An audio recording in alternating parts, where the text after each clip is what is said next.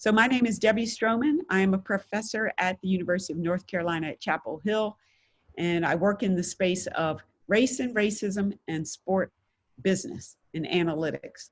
And I came out of the womb as an athlete. I played just about every sport possible. In fact, to this day, I still love kickball the most. But I decided to focus more on basketball in the sense that I was playing at a young age and went off to college at the University of Virginia, where I played for 4 years, was a captain of the team, and enjoyed my experience there.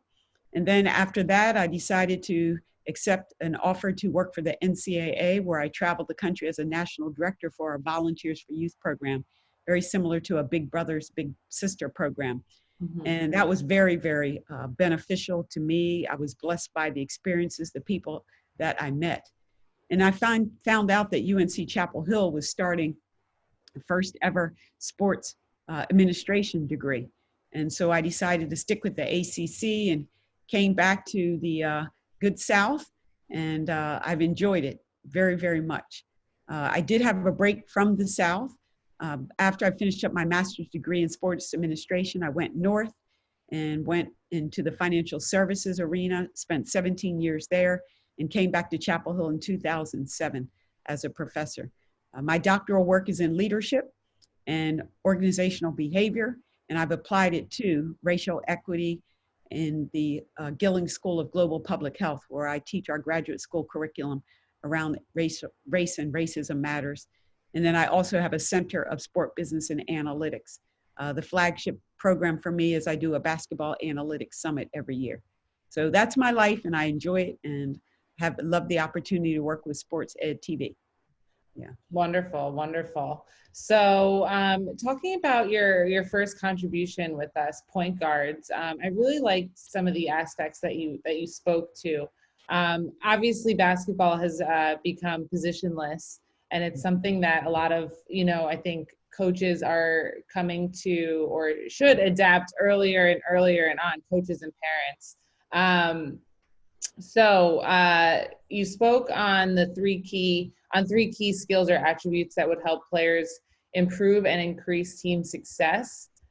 Think the game, talk the game, and celebrate the game. And in my opinion, that is very high level. But when it comes to teaching it at a young age, can you explain just a little bit more about what they mean and why it's so important to begin these habits of thinking the game, talking the game, and celebrating the game, is almost as important as, learning how to dribble or learning how to shoot, developing these skills early on?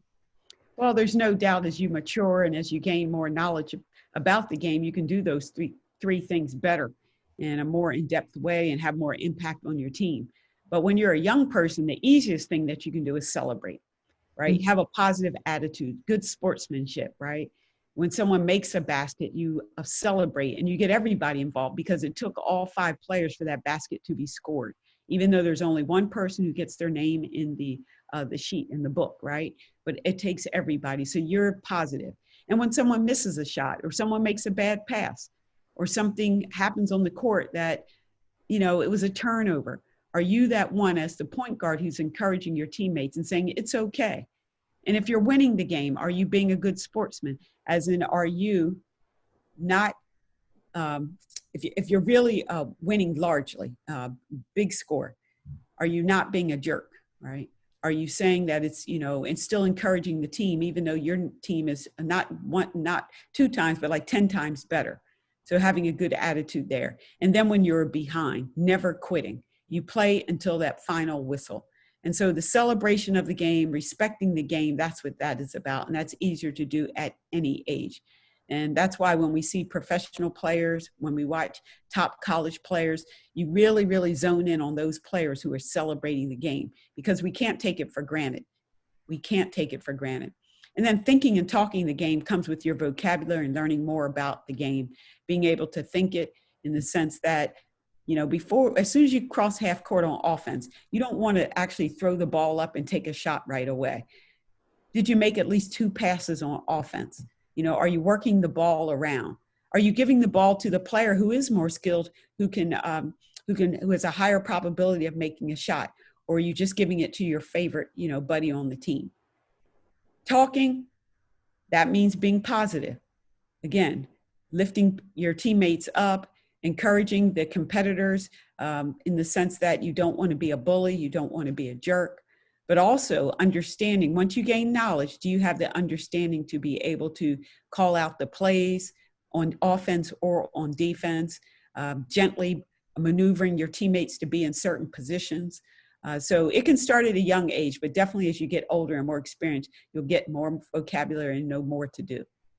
Absolutely. I mean, would you say, where would you rank all of this? I mentioned it could be as important as learning how to dribble or learning how to shoot, but would you rank, if you were to rank talking the game, thinking the game, including all these things, watching film, learning positive reinforcement, if you were to rank it up there with shooting and dribbling, would you say any would rank above the basic, physical, tangible skills of basketball?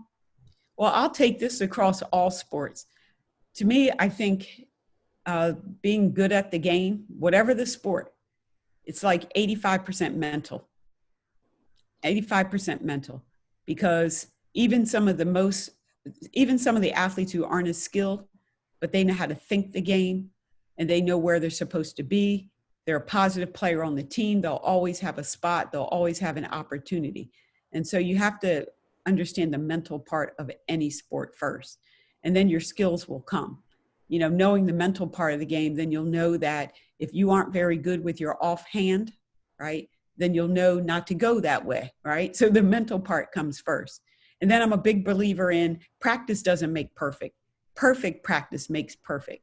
So again, if you know mentally what you're supposed to be working on, then that will help your skill development. You just don't want to go out and start shooting from 20 feet out, 25 feet out, 30 feet out, when you really haven't mastered a layup. You haven't mastered what's called the mid-range shot, right? So these are the things that you want to work on, but that starts with having a mental knowledge of the game.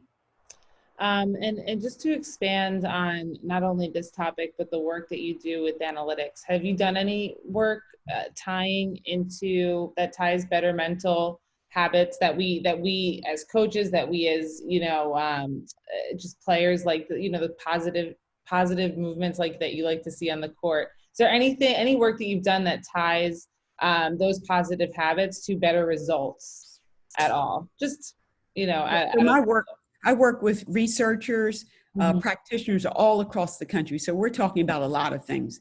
We're talking about X's and O's. We're talking about the marketing, because that's a big part. We know it's a big business. We're talking about sports science, how the body gets stronger, faster, quicker.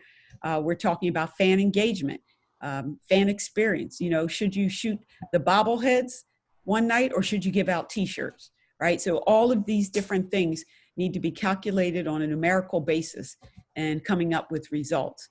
But definitely the basic skill set in terms of positive outcomes, if you're doing X, Y, Z repeatedly, that is a big part of it as well.